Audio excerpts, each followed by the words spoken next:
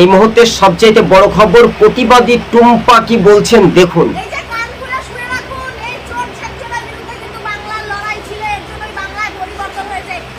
ভালো করে মনোযোগ দিয়ে শুনবেন।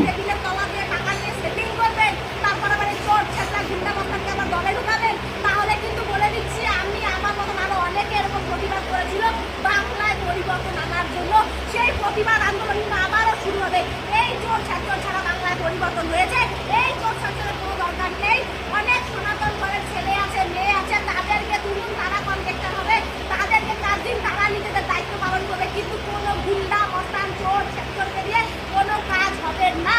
বাংলায় এদের বিরুদ্ধে লড়াই ছিল, এর জন্য পরিবর্তন হয়েছে। আর এই চোর ছাত্রদের আর কোথাও কোনো এন্ট্রি নেই। এদের সঙ্গে কোনো রকম। হ্যাঁ দর্শক বন্ধুগণ, দেখতে পেলেন তৃণমূলের যারা সাংসদ, বিক্ষুব্ধ সাংসদ, তারা অনেকটাই চোর বা দুর্নীতি, সেই দুর্নীতি সাংসদরা বিজেপিতে আসার জন্য আকুপাকু করছে। আর এই নিয়ে প্রতিবাদ করলেন টুম্পা। তো ঘটনাস্থলে আমরা ব্যাখ্যা করে তুলে ধরছি দর্শক বন্ধুগণ, কেন তারা কিন্তু অনেকটাই সারদা, নারদা, রোজ ভ্যালি, কাকুলি ঘোষ দস্তিদা, তিনিও কিন্তু জড়িত রয়েছেন।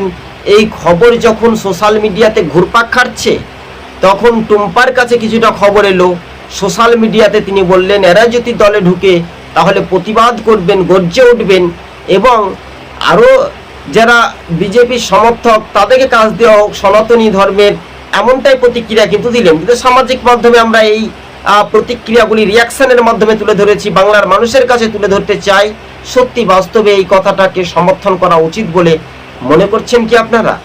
আপনাদের সমর্থন কি সহমত? কেননা তৃণমূল চোর, এতদিন চুরি করেছে, তাই লুটে পুটে খাবে, তা সেই লুটে পুটে না খেতে না পারার জন্য বিজেপিতে আসবে, সেখানেও তারা কিন্তু কিছু টাকা ইনকাম করবে। আর এই নিয়ে তাদেরকে যদি দলে নেওয়া হয় তাহলে দলটা একেবারে খারাপের পথে যাবে। এইটা টুম্পার কথা, তাই না? আজ এই পর্যন্ত প্রতিবেদন। ধন্যবাদ। টিভি সকাল ইউটিউব চ্যানেলটি